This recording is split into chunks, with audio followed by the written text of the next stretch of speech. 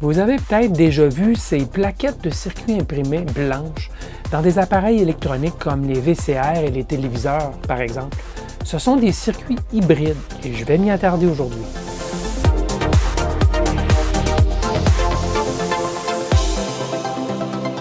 Bidouilleuse, bidouilleur, salut.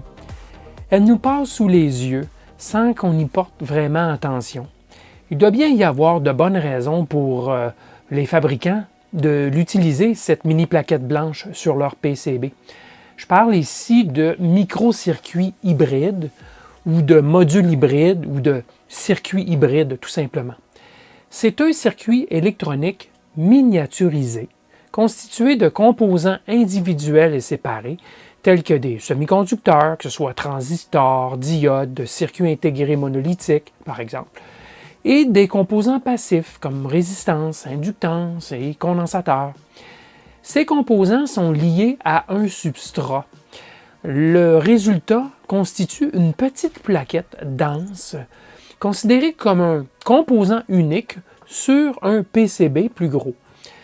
Dans le spectre de la fabrication électronique, le circuit hybride se situe en quelque sorte entre la plaquette de circuit imprimé, le PCB traditionnel, et le circuit intégré monolithique microscopique.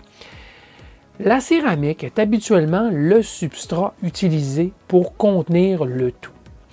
La céramique est très rigide et elle offre une excellente performance diélectrique, particulièrement en haute fréquence, donc en hyperfréquence.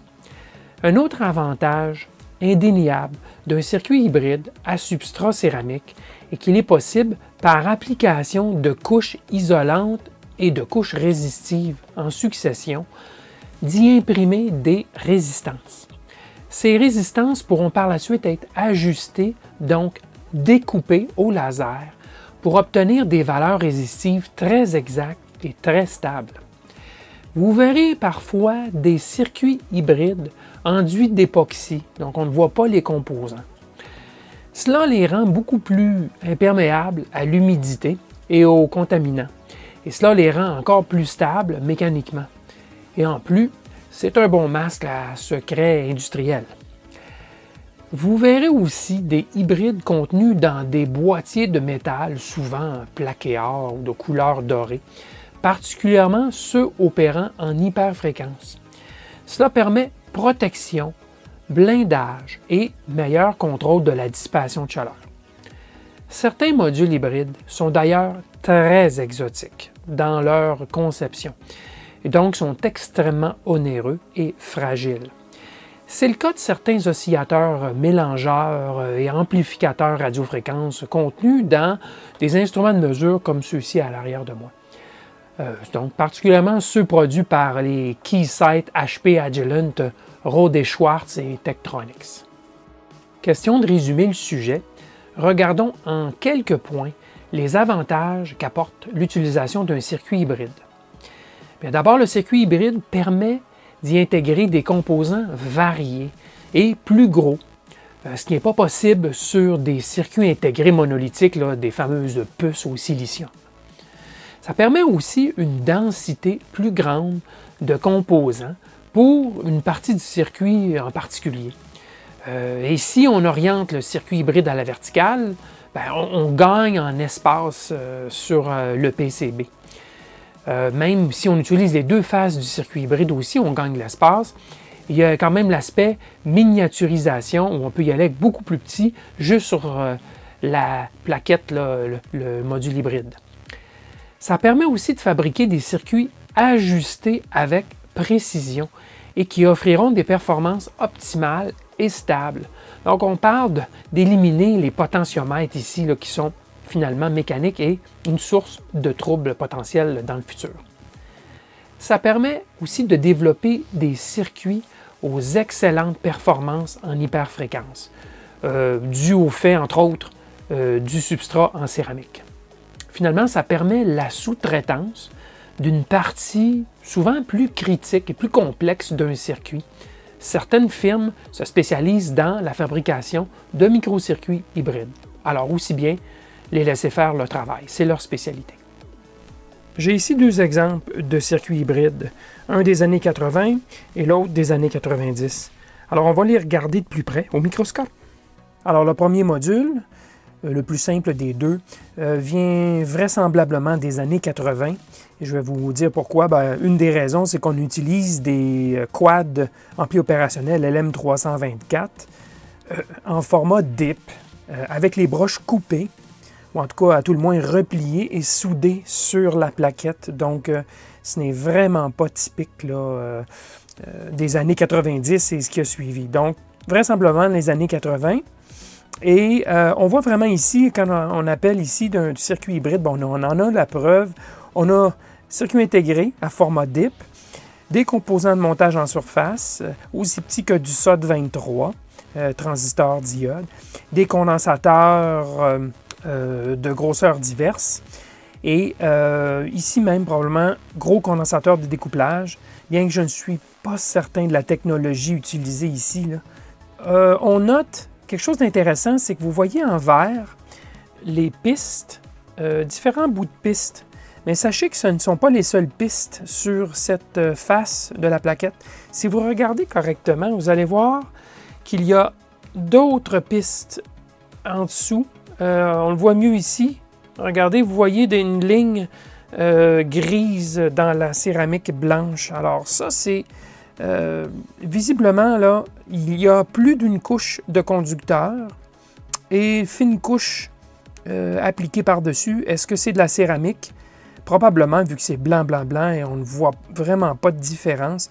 Mais il y a donc plus d'une couche de conducteur. Et ce qu'on voit en surface, ce qui reste, c'est des petits bouts de piste pour finir les connexions. Et elles sont recouvertes d'un vernis protecteur vert, là. Pour créer une isolation. Alors, c'est un circuit qui est relativement simple. Je sais que c'était utilisé sur des plaquettes dans des systèmes de communication. Donc, on parle des années 80 ici. C'était probablement des filtres audio, filtres amplificateurs audio. Maintenant, je vais vous montrer l'autre côté qui était très intéressant à observer. Il s'agit d'une série de résistances imprimées sur la face inférieure. Vous avez peut-être noté, il n'y avait aucune résistance sur l'autre face. Alors ici, ce ne sont que des résistances. Est-ce que c'est des résistances qu'on appelle thin film ou thick film? À mon avis, c'est thin film, puisqu'on voit presque à travers, si vous remarquez, on voit la piste ici à travers la résistance. Donc des pistes de cuivre et impression de matière résistive pour fabriquer des résistances. Vous voyez que les dimensions sont variées pour atteindre des résistances variées. Maintenant, on va se rapprocher encore plus. Vous allez remarquer quelque chose d'intéressant. Regardez les ajustements fins qui ont été effectués sur les résistances. Donc, vraisemblablement, découpe au laser, même dans les années 80, c'est extrêmement fin. Est-ce que ce serait une découpe mécanique? J'en doute, pour être bien franc. C'est probablement une découpe au laser, mais donc, il y a eu ajustement fin de la valeur des résistances après la fabrication de la plaquette. Et c'est pour ça qu'il y a deux séries de contacts sur la plaquette. Alors, quand je vous mentionnais qu'il y a des avantages, c'est qu'on peut fabriquer vraiment des circuits très ajustés, et ajustés non seulement au niveau passif, donc ajuster la résistance de chaque résistance, mais bien ajustés de façon active lorsque le circuit est alimenté. Donc, avec laser, il est possible de le faire. Alors, c'est très intéressant comme approche. Et si vous remarquez, il y a des broches ici, d'un des deux côtés, mais les broches ont été coupées. Et donc, tous les nœuds du circuit atteignent soit cette rangée de broches, soit l'autre rangée de broches. Mais à la fin, il y a seulement la rangée inférieure qui est utilisée pour être branchée sur la plaquette de circuit imprimé. La rangée supérieure ne servait qu'à l'ajustement, l'étalonnage de la fabrication et elles ont été tronquées puisqu'elles ne sont pas branchées dans le circuit final. Une raison pourquoi je crois que c'est des années 80, cette plaquette, c'est que si je fais la rotation, remarquez, c'est écrit 5185. Si vous voyez en plein centre de l'image, en très pâle dans le vernis vert, semaine 51 de 1985. Ça a été gravé au laser de la même façon que les résistances ont été ajustées. Donc, plaquette très intéressante à observer. Ceci dit, cette plaquette n'a pas de traversée d'une face à l'autre. Tout traverse par les broches aux deux côtés, aux deux extrémités. Donc, il n'y a pas de via, si vous voulez, dans la plaquette. Alors, je vais vous en montrer maintenant une autre, pas mal plus complexe. Alors, celle-ci date du milieu des années 90 et je l'ai extraite d'un enregistreur vidéo, donc VCR. On y trouve au passage un microcontrôleur juste ici en dessous et une autre puce quelconque. Mais regardez la densité ici, on parle d'un circuit beaucoup plus dense que la plaquette précédente. Ceci dit, elle est un peu plus grosse aussi. Si vous regardez les dimensions, là, elle est quand même un petit peu plus grosse. Et bon, donc on voit vraiment là, tout type de composants, microprocesseurs, processeurs analogiques quelconques, diodes, condensateurs, self, même un quartz à la fréquence de 3,57945, qui est ce qu'on appelle le color burst, donc la base de temps pour la couleur en Amérique du Nord. Donc, on voit encore une fois des pistes imprimées, vraisemblablement en cuivre, sur la céramique directement, suivi d'une application d'un vernis, bien sûr, aux endroits où il n'y aura pas de composants soudés, et aussi application de matériaux résistifs pour fabriquer quelques, je dis bien quelques ici, résistances. Quelques résistances, on va en voir, il y en a plus sur l'autre face, mais le principe de fabrication semble être le même que la plaquette précédente, mais quand même beaucoup plus dense avec du CMS là, à broche. Alors l'autre face de cette plaquette a de l'intérêt aussi, puisqu'on y voit beaucoup de condensateurs électrochimiques, et on y voit bien sûr des résistances, plusieurs résistances, qui ont elles aussi été ajustées au laser, on le voit clairement, et elle contient aussi 2 modules hybrides, donc petite fille, si vous voulez, de la carte mère principale. Donc 2 modules hybrides composés de bobines diverses, probablement de condensateurs aussi, donc circuits résonnants quelconques, et fabriqués par TDK. Donc, intéressant quand même de voir des modules hybrides montés sur un module hybride. Et on voit à nouveau la densité plus grande sur la face intérieure, et à noter sur cette plaquette aussi qu'il y a bel et bien signaux traversants, donc des vias dans la céramique pour traverser d'une face à l'autre de la plaquette. À nouveau, c'est de la céramique, donc même principe, et les signaux sont accessibles sur les 2 arêtes, donc les 2 côtés. Donc cette plaquette est montée à l'horizontale comme mezzanine au-dessus de la plaquette principale, alors que l'autre était vraiment montée à la verticale. On notera aussi de façon générale que les résistances imprimées sont beaucoup plus petites que celles utilisées dans les années 80. D'accord? Donc on a fignolé, on a amélioré le processus de fabrication. Et regarde de plus près où on voit l'application vraiment de la pâte résistive et la découpe pour ajustement de la résistance. Et notez que parfois, on fait des angles droits. On tourne dans la résistance. Alors, pour quelle raison on fait cela?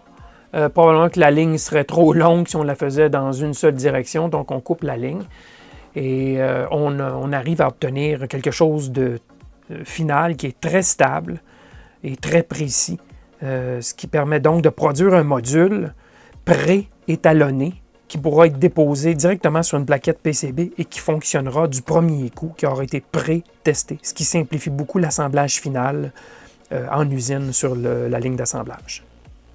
Alors, on vient de voir 2 circuits hybrides considérés comme relativement simples d'un point de vue densité. De nos jours, il est possible de fabriquer des modules hybrides ayant des pistes et des composants imprimés en plusieurs couches successives, ce qui permet de bâtir des circuits en 3 dimensions beaucoup plus denses.